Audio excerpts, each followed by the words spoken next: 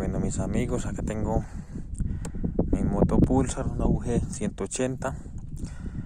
Ya lleva un tiempito guardada, pero parece que la batería se descargó. Oiga ese ruido por allá. Totalmente descargada.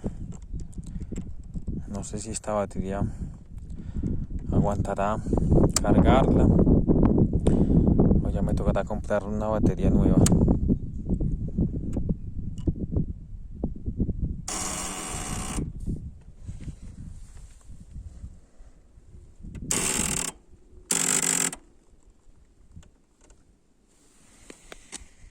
El problema va a estar acá.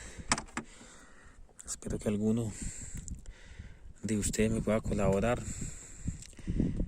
un mecánico de motos, porque qué problemita con esto.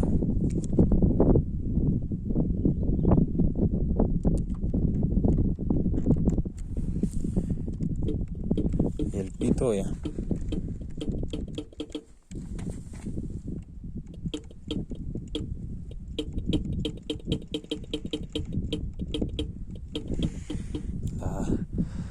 Bueno, mis amigos, espero que me colaboren. Estaré pendiente de los comentarios.